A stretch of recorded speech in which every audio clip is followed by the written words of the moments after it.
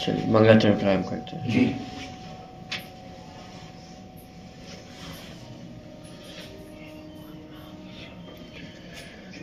नमो अरिहन्ताणं नमो सिद्धाणं नमो आयर्याणं नमो वज्रायाणं नमो लोहे सवसाहुणं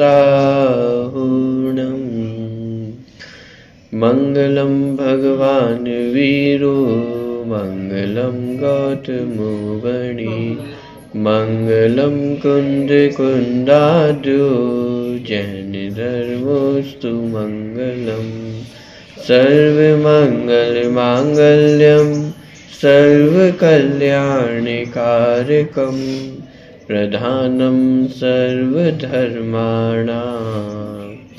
जैनं जयतु शासनम् मोक्षमार्गस्य नेतारं भेत्तारं कर्मभूभृतां ज्ञातारं विश्वतत्त्वानां वन्दे तद्गुणलब्धये।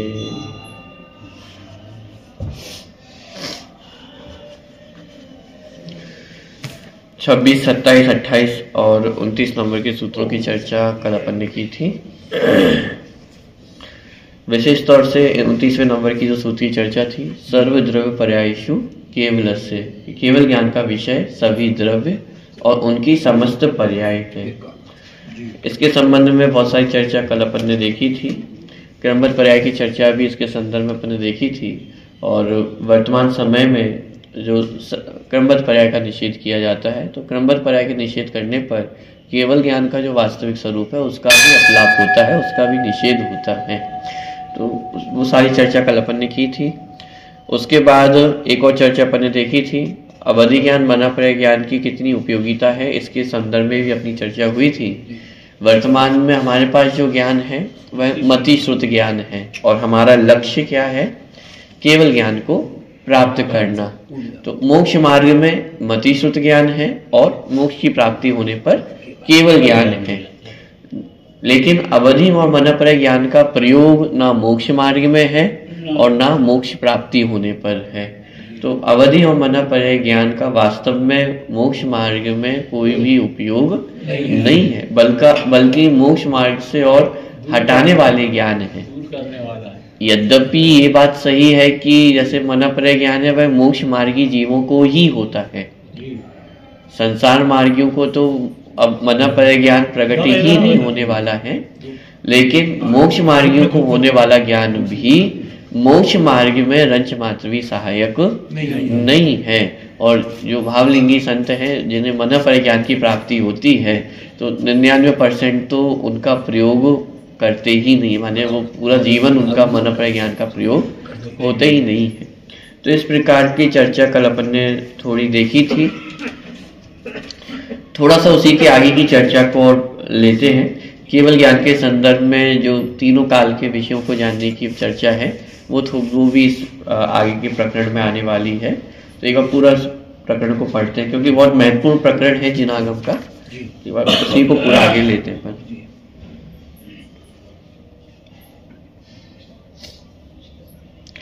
तो पृष्ठ क्रमांक 69 है, नहीं 61। पीछे को छोड़ दिया था कल अपन ने। क्या पीछे को छोड़ दिया था कि अपन इम्पोर्टेंट लाग के ले लिया था।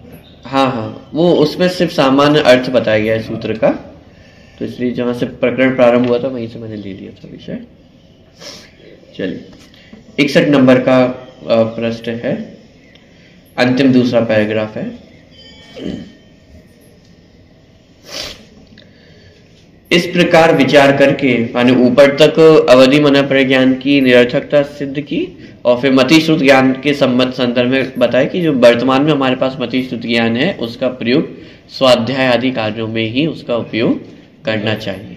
ठीक, उसके बाद इस प्रकार विचार करके उन अवधि ज्ञान और मनपर्याय ज्ञान के प्रति लालसा से मुक्त होकर एकमात्र अनंत सुख के साथ ही उस उत्कृष्ट केवल ज्ञान को ही प्राप्त करने की भावना वाले आत्मार्थी जीवों को सबसे पहले उस केवल ज्ञान की विषय वस्तु को, उसके स्वरूप को जानने का प्रयास करना चाहिए।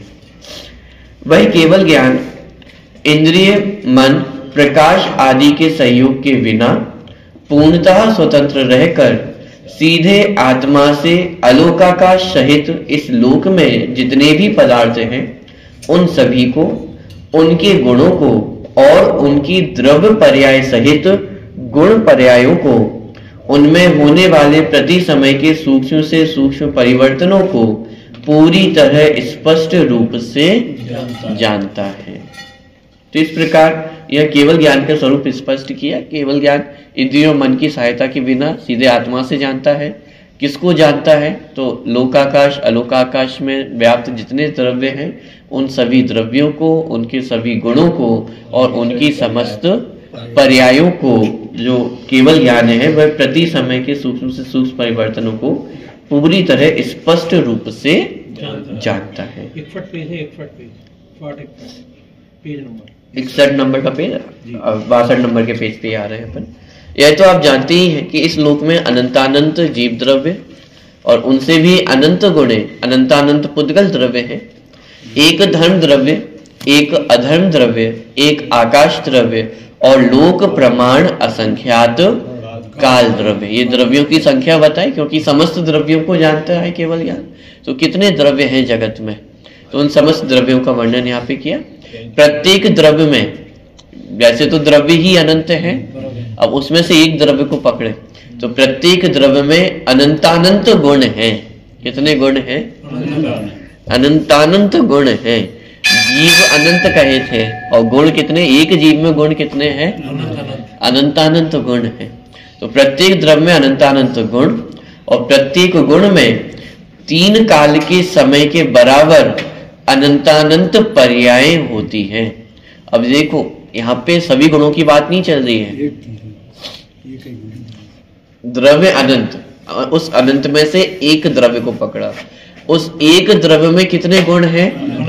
अनंतानंत गुण हैं। उन अनंतानंत गुणों में से एक गुण को पकड़े, उस एक गुण की पर्याय कितनी है? ये अनंतानंत पर्याय है। उसका माप दिया कि जितने 3 काल के समय हैं उतनी एक गुण की पर्याय है। बात समझ में आ रही है? 3 काल के समय मतलब भूतकाल में जितने समय व्यतीत हो चुके हैं, वर्तमान में एक समय निरंतर वर्त रहा है और भविष्य काल के जो अनंत समय है, तो इन सबको मिला दिया जाए तो इतनी एक गुण की अनंत अनंत पर्याय है। ये सब एक गुण की अनंत पर्यायों की बात है। गुण कितने हैं? अनंतानंत। तो अनंतानंत गुणों की अनंतानंत पर्याय, ये तो सिर्फ एक द्रव्य की बात हुई। द्रव्य कितने हैं? अनंतानंत हैं। तो अनंतानंत द्रव्यों के अनंतानंत गुण और उन अनंतानंत गुणों की अनंतानंत पर्याय, यानी इसका कोई अंत नहीं है, सब अनंत के ही भेद है। तो प्रत्येक द्रव्य में अनंतानंत गुण है, प्रत्येक गुण में 3 काल के समय के बराबर अनंतानंत पर्याय होती है। इन सबको केवल ज्ञान जानता है और एकदम सत्य जैसा है या होंगी ठीक वैसी ही एवं अत्यंत स्पष्ट जानता है। तो ये केवल ज्ञान का जो महात्म्य है उसे स्पष्ट किया। इसके साथ ही साथ जो सूत्र में शब्द आए हैं सर्व द्रव्य पर्यायेषु केवलस्य, तो यहाँ पे जो द्रव्य और पर्याय इनका समास किया गया एक साथ और फिर बना है पर्यायेषु। तो ये सब बहुवचन है और द्रव्य में भी बहुवचन का प्रयोग और पर्याय में भी बहुवचन का प्रयोग क्यों किया गया?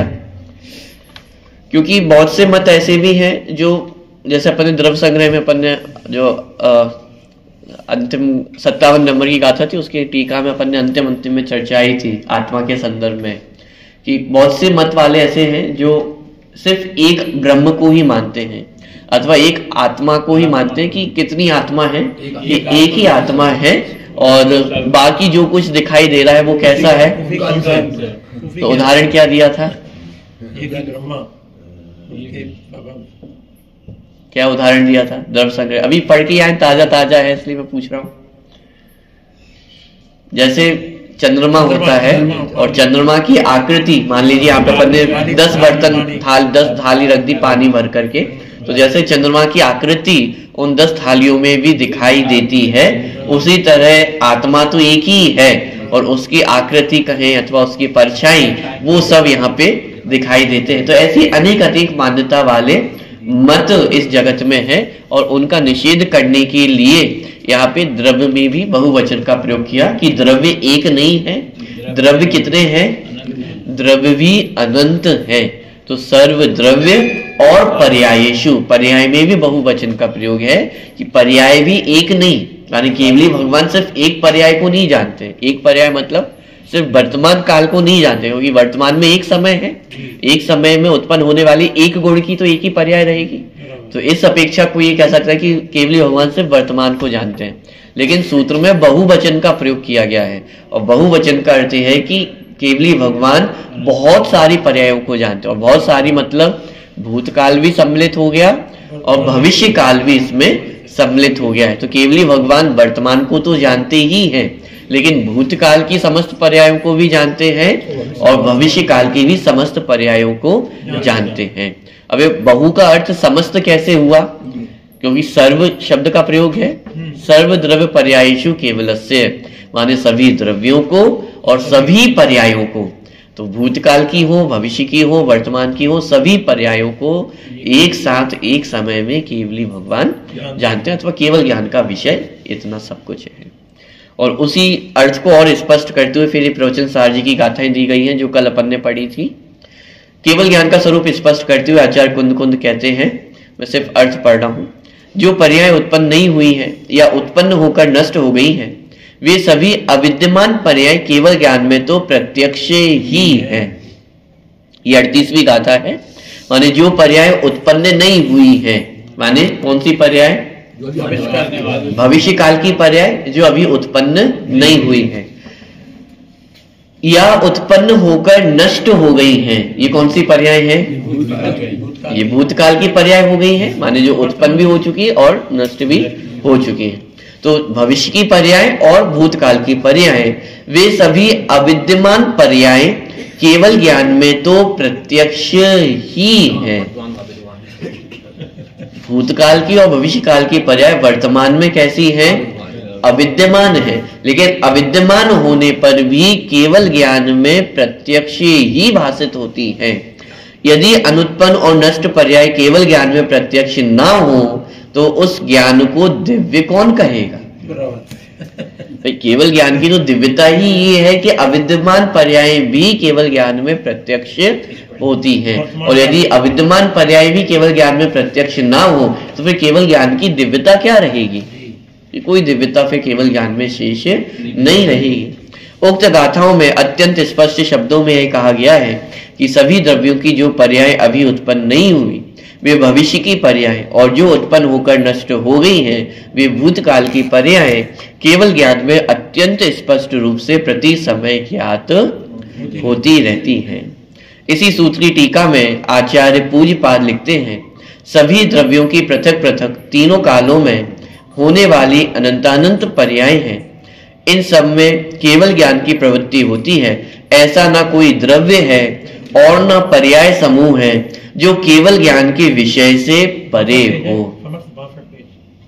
62 नंबर का प्रश्न है। यानी जो पूज्यपाद स्वामी की सर्वार्थ सिद्धि ग्रंथ की में जो टीका उन्होंने लिखी है, इसी सूत्र को लेकर के उस टीका को भी उद्धृत किया और कितनी स्पष्ट शब्दों में आचार्य ने वहां पे इस बात को लिखा कि ऐसा ना कोई द्रव्य है और ना पर्याय समूह है जो केवल ज्ञान के विषय से परे हो। केवल ज्ञान का महात्म अपरिमित है। इसी बात का ज्ञान कराने के लिए सूत्र में सर्व द्रव्य पर्यायेषु कहा है। यानी एकदम अत्यंत स्पष्ट है कि केवली भगवान भविष्य की भी जितनी पर्याय हैं उन सबको जानते हैं, और भविष्य की पर्यायों को जानते हैं इसका मतलब भविष्य में भी होने वाली जो जो पर्याय हैं वो सब निश्चित है ना, क्योंकि यदि वे निश्चित ना हो तो फिर केवली भगवान जानेंगे कैसे। कि निश्चित है इसलिए केवली भगवान उन सभी पर्यायों को भी जान सकते हैं। भूतकाल की तो सभी पर्याय हो ही चुकी हैं, वर्तमान में हो ही रही है, और भविष्य में जो अभी हुई नहीं है उनको भी जानते हैं, क्योंकि वे पर्याय भी अपने अपने स्वकाल में स्थित है, खचित है और अपने स्वकाल से ही उत्पन्न होती है।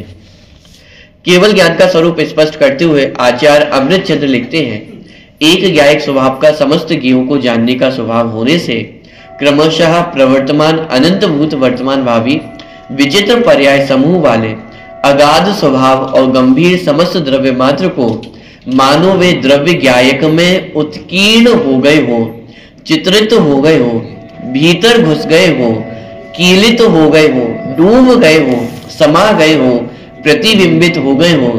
इस प्रकार एक क्षण में ही जो शुद्धात्मा प्रत्यक्ष करता है।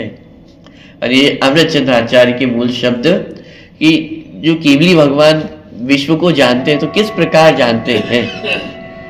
कल जैसे मैंने अपन ने चर्चा की थी कि केवली भगवान ऊपर विराजमान है, तो ऊपर से नीचे का जैसा व्यू दिखता है, जैसे ड्रोन कैमरे से अपन देखें तो जैसा व्यू दिखता है, तो ऐसे केवली भगवान जानते होंगे कि ऐसे नहीं जानते हैं। कैसे जानते हैं कि जैसे वो गे आत्मा में कीलित हो गए हो, घुस गए हो, प्रतिबिंबित हो गए हो, और इस प्रकार एकदम प्रत्यक्ष जानते हैं, एकदम स्पष्ट पूर्वक जानते हैं, से ऊपर ऊपर से नहीं जानते। वही तो आचार्य के ही मूल शब्द है, अमृतचंद्र आचार्य के, कि कैसे जानते हैं कि भीतर घुस गए हो, जैसे मानो ये पदार्थ ज्ञान में ही घुस गए हो, भीतर ही घुस गए हो, ऐसे जानते हैं। वो ये आत्मा में कीलित हो गए हो।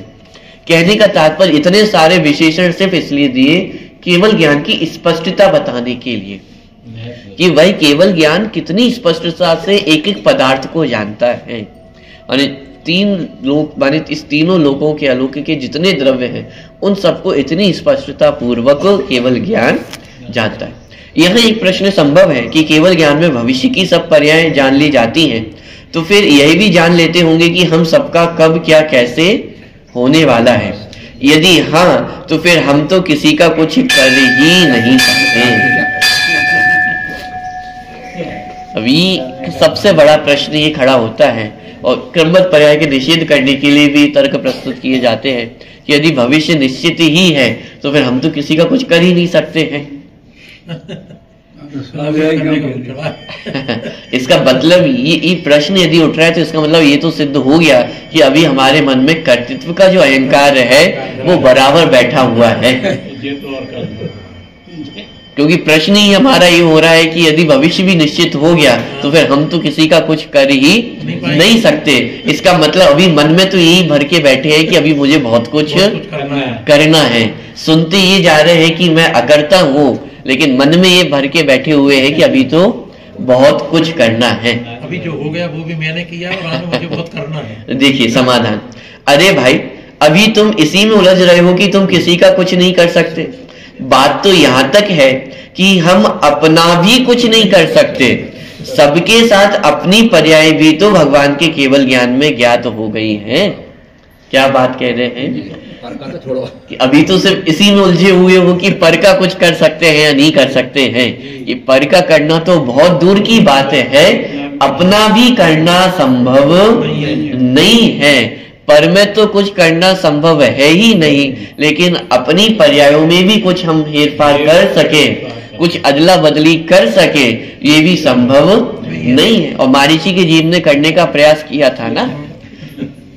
मारीची के जीव को देखते तो हमें लगता है कि अरे कितना अज्ञानी जीव है, 24 वेद से पहले तीर्थंकर बनने का प्रयास कर रहा है। लेकिन यही प्रयास हमारे भी तो है। हम भी तो अपनी पर्यायों में परिवर्तन करना चाहते हैं। हम भी तो ये मानकर बैठे हैं कि मैं भी कुछ कर सकता हूँ, दूसरे का ना सही लेकिन अपना तो कर सकता हूँ ना। मैं किसी से कम थोड़ी कि जिनागम के अकर्तृत्व के सिद्धांत में पर द्रव्य का कर्तृत्व तो है ही नहीं, लेकिन स्वयं का कर्तृत्व के लिए भी कोई स्थान नहीं है। जिस प्रकार मैं पर द्रव्य में कुछ नहीं कर सकता हूँ, उसी प्रकार मैं स्वयं में भी कुछ करने वाला नहीं हूँ।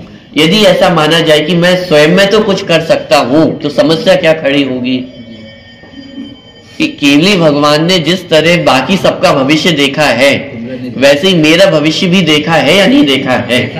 और जब मेरा भविष्य देखा है तो फिर वो एक एक पर्याय उस समय में ही उत्पन्न होने वाली है ना, उसको आगे पीछे करना तो संभव नहीं है। और यदि आगे पीछे किया जा सकता है तो फिर केवली भगवान का ज्ञान झूठा सिद्ध होगा। केवली भगवान के ज्ञान में आया था कि द्वारिका नगरी इस समय ऐसे इस प्रकार से जलेगी। तो जिन्होंने केवली भगवान की बात को नहीं माना तो क्या हुआ चले गए कि घटना तो वैसे ही घटित हुई ना। लोगों ने परिवर्तन करने की भी कोशिश की कि अरे अभी हमें सब पता है, और बहुत सारे प्रयास भी किए गए। मदिरा के निमित्त से होगी तो सब मदिरा को हटा दिया गया, जमीन में दफना दिया गया, वो सारे उपक्रम किए गए ना, लेकिन जलने से रोक सके। इसका मतलब एक एक पर्याय उस समय में जहां जहां उत्पन्न होनी थी, केवली भगवान ने वो पर्याय वैसी ही देखी थी ना, और वैसी ही वह उत्पन्न हुई। तो केवली भगवान के देखने से उत्पन्न हुई या वैसी उत्पन्न होनी थी, इसलिए केवली भगवान ने जाना उसको। तो इसका ये सिद्ध होता है कि जितना भविष्य काल है वह सब भी निश्चित है। इसके संदर्भ में कुछ तर्क और प्रस्तुत किए जाते हैं, जैसे कि साहब एक दो भवों की जानकारी केवल ज्ञान में हो जाती होगी, अनंत भवों की जानकारी नहीं, लेकिन एक दो भवों की जानकारी केवल ज्ञान में हो सकती है। कि अरे भाई एक दो भवों की जानकारी तो पुद्गल द्रव्य में भी हो जाती है। क्या समुद्र शरण में जो केवली भगवान के पीछे भामंडल होता है, उस भामंडल में ही 7-7 भव दिखाई दे जाते हैं। 3 भव भूतकाल के, 3 भव भविष्य के और 1 वर्तमान का। तो ये 7 भवों की जानकारी तो पुद्गल भामंडल भी दे देता है। और यदि हम उससे केवल ज्ञान का कंपैरिजन करें कि साहब केवल ज्ञान में भी 2-4 भवी आते होंगे, तो वो 2-4 भवों की जानकारी तो भामंडल में भी हो जाती है, और भामंडल से हम केवल ज्ञान का तुलना करें, ये कहां तक उचित है? अरे केवल ज्ञान तो वह ज्ञान है जिसमें अनंत काल ज्ञात हो रहा है। बात समझ में आ रही है? और फिर इसी में हट प्रस्तुत किया जा रहा है, हम नहीं मानते ऐसी बातें जिनमें हम कुछ कर ही ना सके। साहब ऐसी बातें हम स्वीकार ही नहीं करते जहां हमें कुछ करने को शेष ही ना रहा हो। तुम्हारे मानने नहीं मानने से कुछ नहीं होता, वस्तु तो जैसी है वैसी ही रहेगी। हमें ऐसा केवल ज्ञान, ऐसी सर्वज्ञता स्वीकार नहीं है।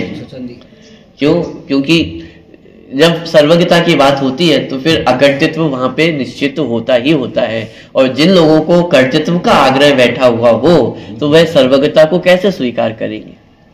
अरे भाई हमारे भगवान की आप्त की सच्चे देव की परिभाषा यही है कि जो वीतरागी, सर्वज्ञ और हितोपदेशी हो वही भगवान है, वही आप्त है, वही सच्चा देव है, वही तीर्थंकर अरहंत देव है। यदि हमें सच्चे देवशास्त्र गुरु का उपासक बनना है तो उनके सर्वज्ञ स्वभाव को गहराई से समझना होगा, सर्वज्ञता को स्वीकार करना ही होगा, अन्यथा सब कुछ गड़बड़ा जाएगा। हमारे देव सर्वज्ञ हैं, हमारे शास्त्र सर्वज्ञ कथित हैं, और हमारे गुरु भी सर्व भगवान के बताए मार्ग का अनुसरण करते हैं। सर्वज्ञता को नहीं मानने से हम सब कुछ गवा देंगे। क्या? पूरा धर्म गवा दिया। यदि सर्वज्ञता को गवा दिया, यदि सर्वज्ञता को स्वीकार नहीं किया तो क्या समस्या खड़ी होगी? सब कुछ खो बैठेंगे, क्योंकि जो कुछ भी आज हमारे पास उपलब्ध है वह सब सर्वज्ञता से ही है।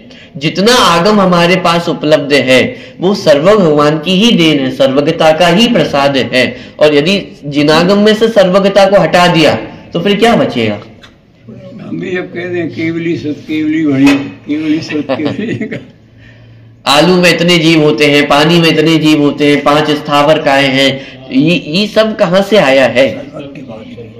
ये सब सर्वज्ञ की ही तो वाणी है। 5 पाप हैं, 4 कषाय है, 14 गुणस्थान है, मार्गण स्थान है, ये सब मोक्ष मार्ग, आश्रम बंध, संवर, निद्रा, मोक्ष, 7 तत्व, 6 द्रव्य, ये सब जिनागम, ये सर्वज्ञता की ही देन है।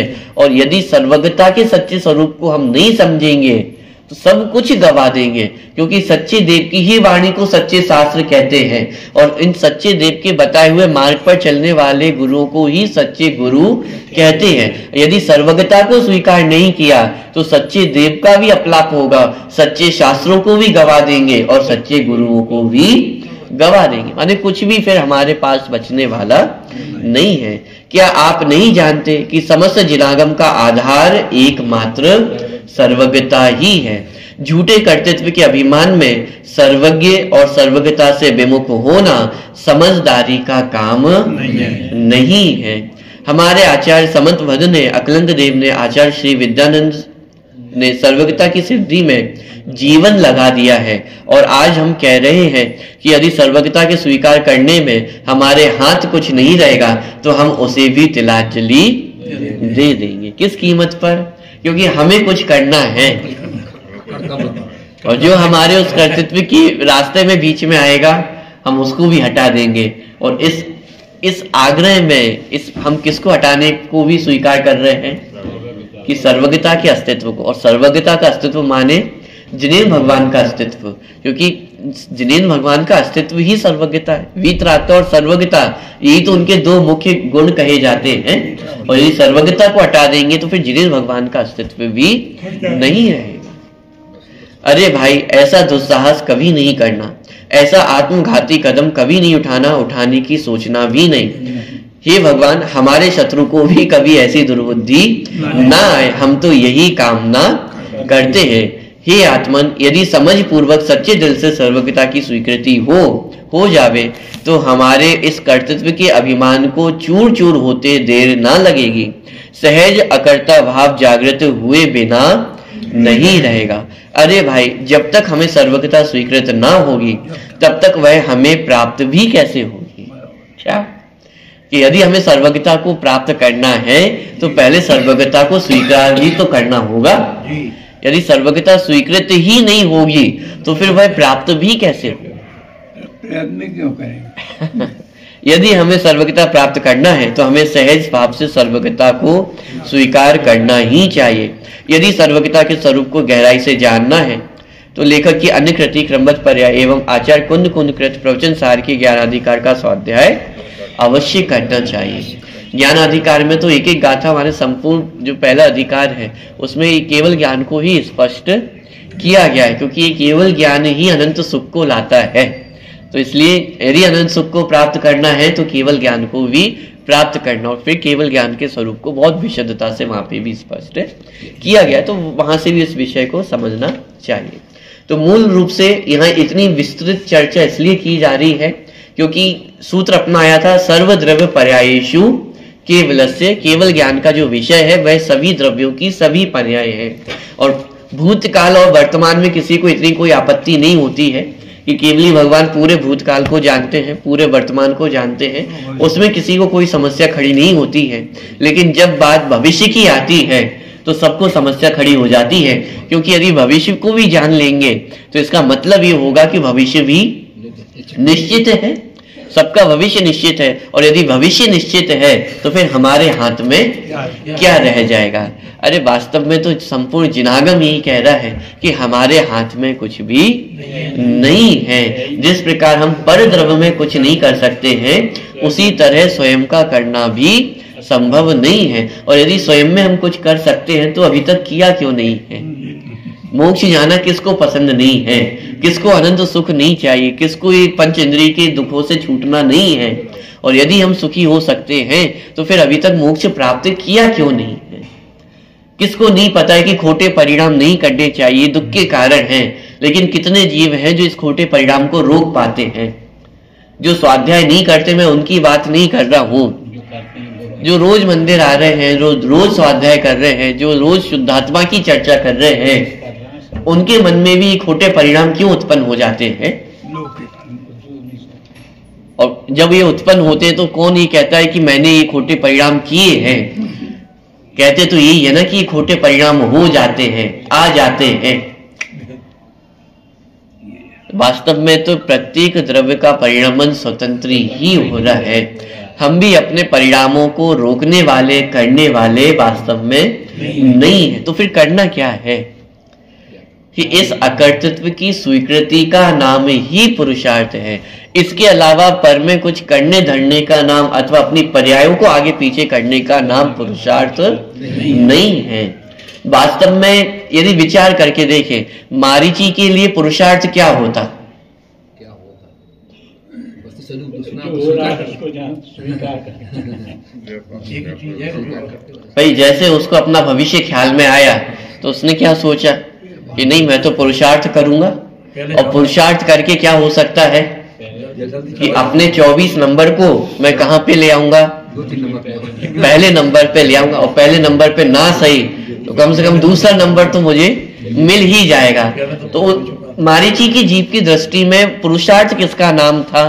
करता पड़े क्यों? करते पने का नाम पुरुषार्थ था, लेकिन वो करता पना तो वस्तु स्वरूप में ही संभव नहीं है। तो वास्तविक पुरुषार्थ उसके लिए क्या होता दो बार कही तो फिर जैसा कि जो जैसा है उसको वैसा स्वीकार करना कि मैं 24वें नंबर का तीर्थंकर होने वाला हूँ, तो उस बात को स्वीकृत करना ये वास्तविक पुरुषार्थ है।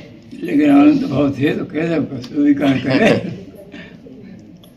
ये वीतरागता है, ये समता है। बात समझ में आ रही है? इसका नाम आप कुछ भी कहे, धर्म कहे, स्वानुभव कहे, अतीन्द्रिय आनंद कहे, उसकी स्टार्टिंग यहीं से, स्वीकृति से, कि जैसा वस्तु का परिणमन है उसका करने वाला मैं नहीं हूं। कि जब तक ये अकर्तृत्व स्वभाव की स्वीकृति नहीं होगी, और अकर्तृत्व स्वभाव की स्वीकृति कब तक नहीं होगी? जब तक केवल ज्ञान की स्वीकृति नहीं होगी। यदि हम आज भी ये सोचते हैं कि मैं कुछ कर सकता हूं, इसका मतलब हमें केवल ज्ञान स्वीकृत नहीं है। बात समझ में आ रही है? तो इस प्रकार ये सर्वद्रव्य पर्यायशु केवलस्य, कि केवल ज्ञान का विषय सभी द्रव्यों की समस्त पर्याय है, भूतकाल की भी भविष्य काल की भी समस्त पर्याय, ये सब केवल ज्ञान का विषय है। कार्तिक अनुप्रेक्षा ग्रंथ की भी जो प्रसिद्ध गाथा है, हो सकता है आप लोगों को याद भी होंगी। जम जस्य जम्मी देशे जेण विहारेण जम्मी कालम्मी रादम जिणेन्द्र नियदम जम्मम बा अहव वर्णम बा। माने क्या? जम जस्य जम्मी देशे, कि जहां जिस काल में, जिस देश में, जिस प्रकार से, जम जस्य जम्मी देशे जेण विहारेण माने जिस विधि से, जेण कालेण माने जिस काल में जो होना है, रादम जिणेन्द्र नियदम माने वैसा जिनेन्द्र भगवान ने नियत रूप से जाना है। नियत रूप से जाना है मतलब ऐसा होना ही है कि उसमें आगे पीछे करना संभव नहीं है। जो जैसा है वैसा निश्चित जाना है।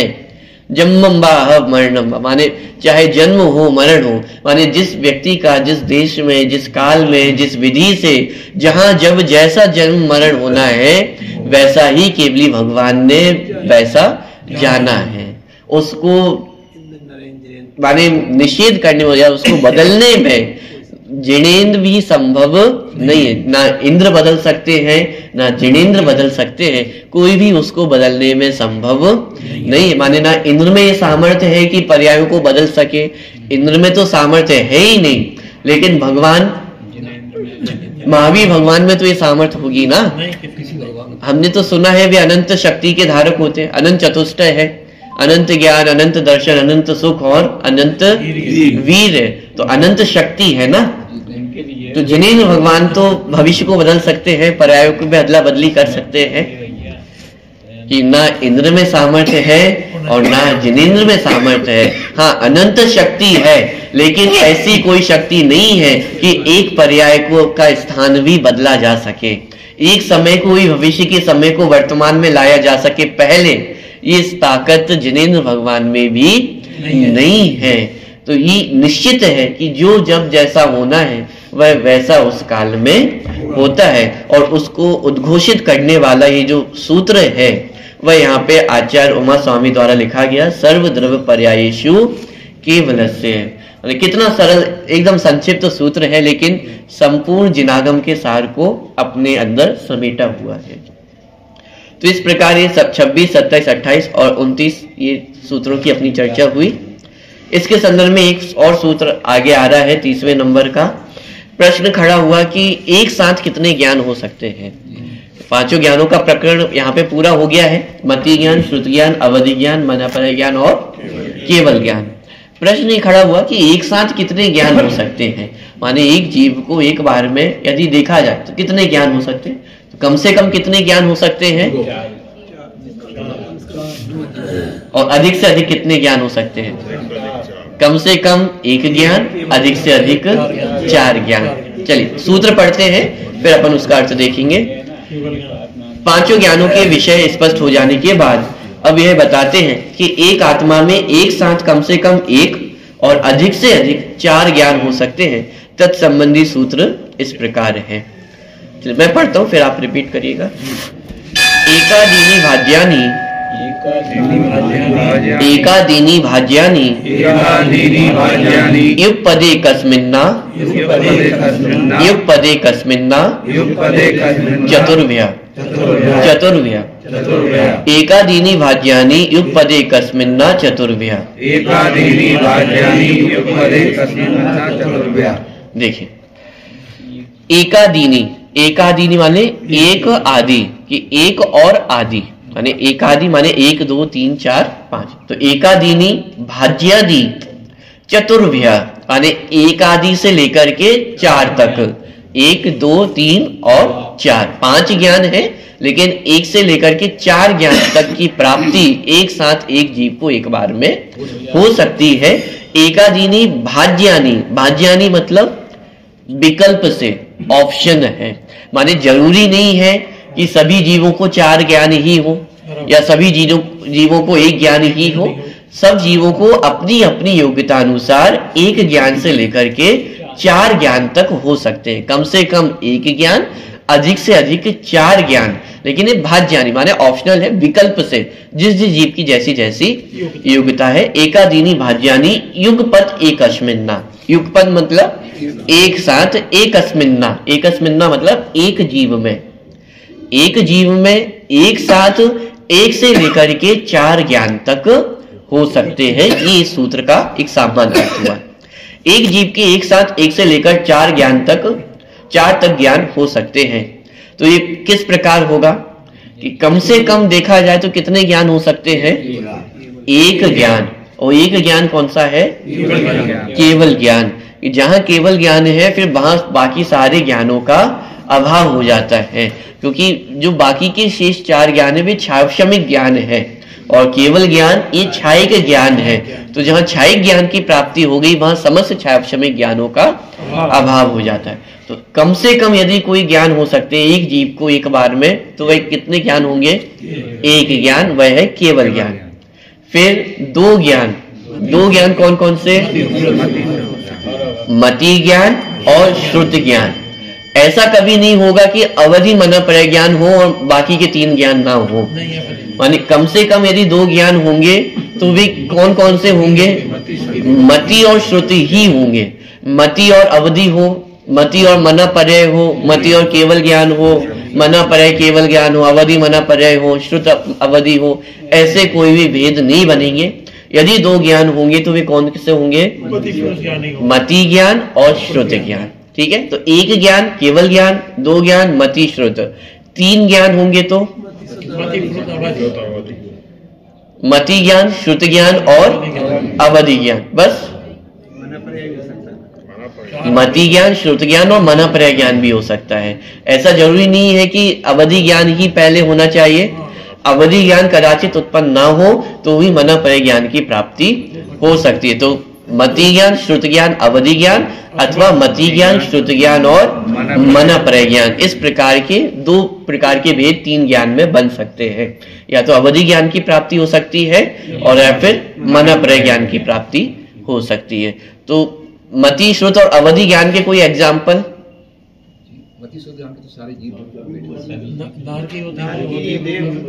जितने देव और नारकी हैं वे सब मति, श्रुत और अवधि, मान उनको ये कम से कम ये 3 ज्ञान तो होते ही होते हैं। और मति, श्रुत, मना पर्याय ज्ञान के उदाहरण भावलिंगी संत जिनको मना पर्याय ज्ञान की प्राप्ति है और कदाचित अवधि ज्ञान की प्राप्ति नहीं है, तो उन्हें मति, श्रुत ज्ञान तो है ही और साथ में मना पर्याय ज्ञान की प्राप्ति हो गई। ठीक है, हाँ, तीर्थंकर के जो जीव होते हैं उन्हें भी जन्म से ही अवधि ज्ञान की प्राप्ति होती है। तो मति ज्ञान, श्रुत ज्ञान और अवधि ज्ञान। चलिए, और यदि अधिक से अधिक ज्ञान हो एक साथ तो कौन सा होगा? कौन कौन से होंगे? मति ज्ञान, श्रुति ज्ञान, अवधि ज्ञान और मना पर्याय ज्ञान। तो ये किसको होंगे? तो ये नियम से भावलिंगी संतों को ही होंगे। क्योंकि मन पर्याय ज्ञान भावलिंगी संतों को ही होते हैं। तो यदि 4 ज्ञान होंगे तो नियम से भावलिंगी संतों को ही हो सकते हैं, जरूरी नहीं है सबको हो ही हो। भावलिंगी संतों को भी हो सकता है सिर्फ 2 ही ज्ञान हो, मति श्रुत ज्ञान। अवधि ज्ञान और मन पर्याय ज्ञान का कोई कंपल्सन नहीं है। मोक्ष तक की प्राप्ति हो जाए और अवधि ज्ञान मन पर्याय ज्ञान की प्राप्ति ना हो, ये भी संभव है। माने अवधि और मन पर्याय ज्ञान का ऐसा कोई कंपल्सन नहीं है कि वो प्रकट होनी ही चाहिए, क्योंकि मोक्ष मार्ग में उनकी कोई उपयोगिता नहीं है। ना आत्मा को जानने में उनकी कोई उपयोगिता है और ना अन्य द्रव्य आदि को जानने में उनकी कोई उपयोगिता है। ठीक है, तो यदि एक ज्ञान होगा तो केवल ज्ञान, 2 होंगे तो मति श्रुत, 3 होंगे तो मति श्रुत अवधि या मति श्रुत मन पर्याय, और अधिक से अधिक 4 ज्ञान होंगे तो मति श्रुत अवधि मन पर्याय और केवल ज्ञान। ऐसा नहीं होगा कि अवधि मन पर्याय और केवल ज्ञान ये 3 ज्ञान हो जाए, ऐसा क्रम भेद नहीं होगा। जो यदि ज्ञानों की प्राप्ति होगी तो कम से कम ज्ञान रहेगा तो केवल ज्ञान रहेगा, अधिक से अधिक होंगे तो 4 ज्ञान में मति श्रुत अवधि और मन पर्याय ज्ञान ही होंगे। ठीक है, तो ऐसा क्यों नहीं हुआ कि अधिक से अधिक 5 ज्ञान हो जाए? भाई केवल ज्ञान के साथ बाकी के और ज्ञान भी रह जाए तो उसमें क्या दिक्कत है?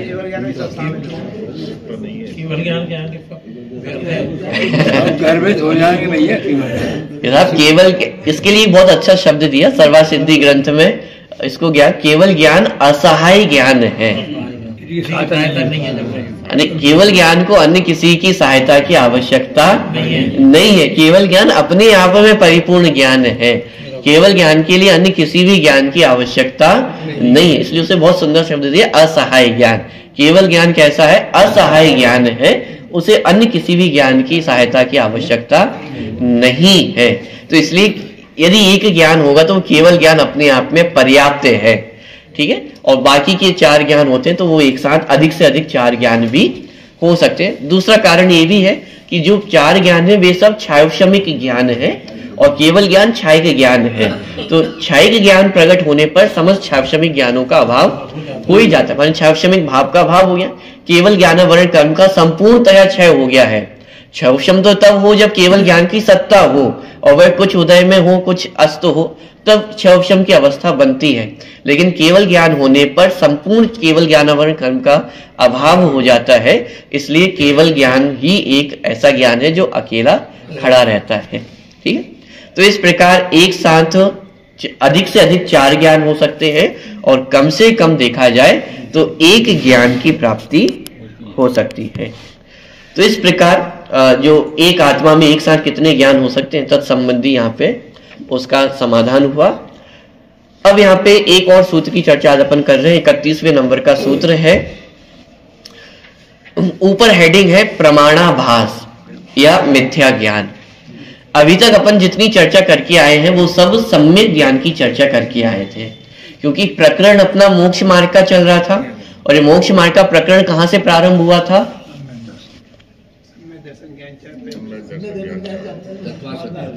कौन से नंबर के सूत्र से?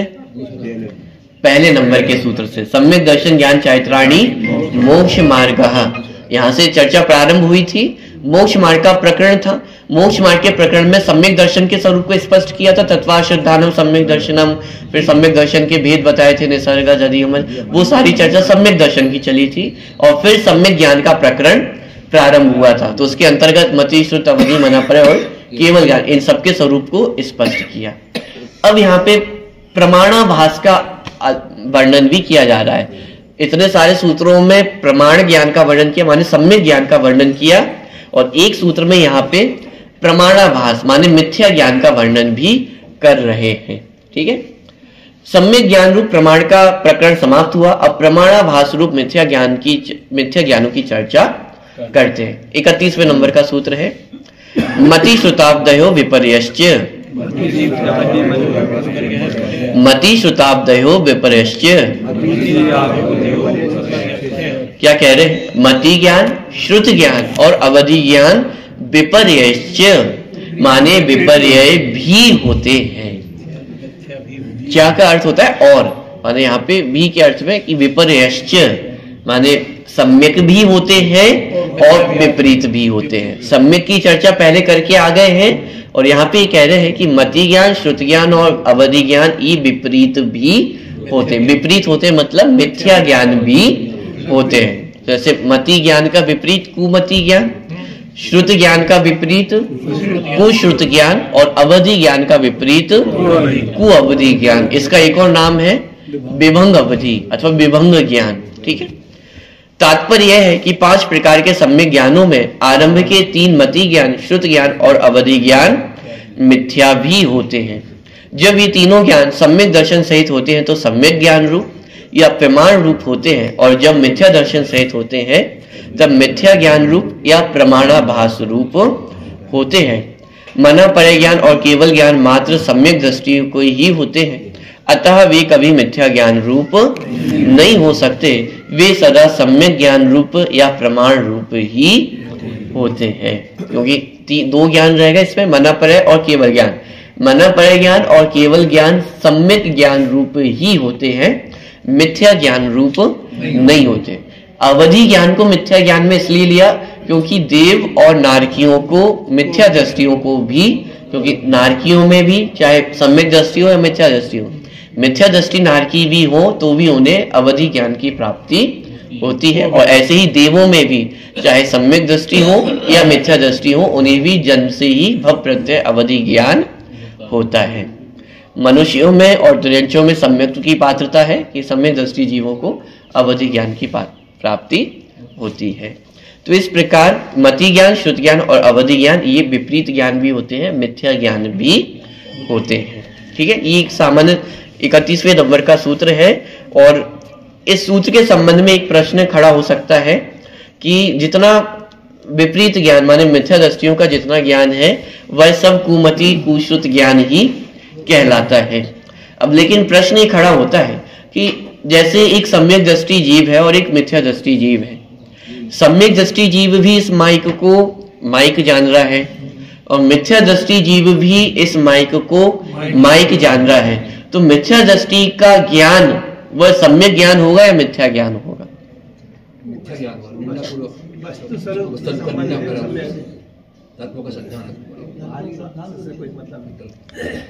अभी तो प्रश्न ये माइक संबंधी है कि माइक का ज्ञान सम्यक ज्ञान है या मिथ्या ज्ञान है। अच्छा, थोड़ा सा प्रश्न और मैं बदल देता हूं। मिथ्या दृष्टि तो माइक को माइक ही जान रहा है और सम्यक दृष्टि माइक को किताब जान रहा है। नहीं। तो अब सम्यक दृष्टि का ज्ञान सम्यक ज्ञान है या मिथ्या ज्ञान है?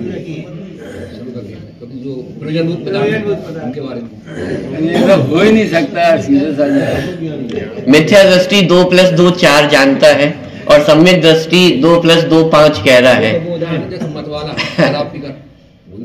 तो ये सम्यक दृष्टि का ज्ञान मिथ्या होगा या नहीं होगा, और मिथ्या दृष्टि का ज्ञान सम्यक कहलाएगा या नहीं कहलाएगा? अब ये जो सारे प्रश्न हैं इनका समाधान अगले सूत्र में आने वाला है। 32वें नंबर के सूत्र में इसी प्रश्न का समाधान वहां पर किया गया है, और उत्तर ये है कि मिथ्या दृष्टि का संपूर्ण ज्ञान मिथ्या ज्ञान ही कहलाता है, फिर चाहे वह 2 + 2 4 ही क्यों ना कहे।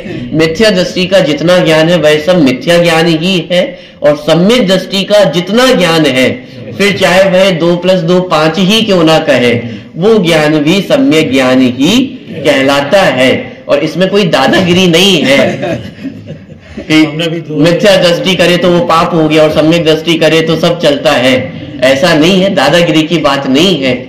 वस्तु स्वरूप ऐसा है, और वो क्या है वो 32वें नंबर के सूत्र में अपन उसको समझेंगे। लेकिन प्रकरण इतना भी आने वाला है कि मिथ्या दृष्टि का जितना ज्ञान है वो सब मिथ्या, और सम्यक दृष्टि का जितना ज्ञान है वह सब सम्यक है। अब किस अपेक्षा से है, क्यों है, इसकी चर्चा अपन अगली कक्षा में करेंगे। सहजानंदी शोध स्वरूपी अविनाशी में आत्म स्वरूप, सहजानंदी शोध स्वरूपी अविनाशी में आत्म स्वरूप, सहजानंदी शोध स्वरूपी अविनाशी में आत्म स्वरूप। स्तुति नंबर 56, पेज नंबर 55, सभी निकाल लें। स्तुति नंबर 56। माने वाणी तेरो नाम सारी जग में धन्य है,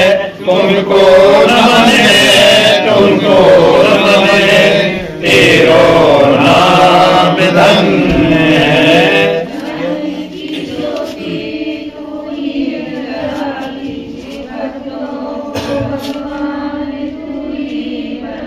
अमृत पिलाती मार्ग दिखाती, तेरो नाम धन्य है। मालिन वाणी तेरो नाम सारी जग में धन्य है।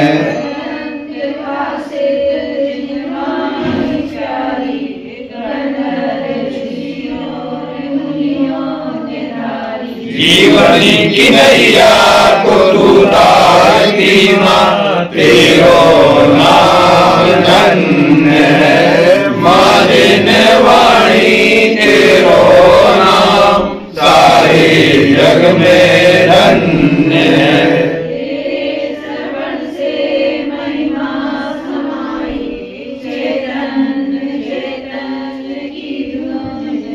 संतों के घर को, ईश्वर के घर को, तेरे गुंजाते चंद है। मालिन वाणी तेरो नाम सारे जग में धन्य है।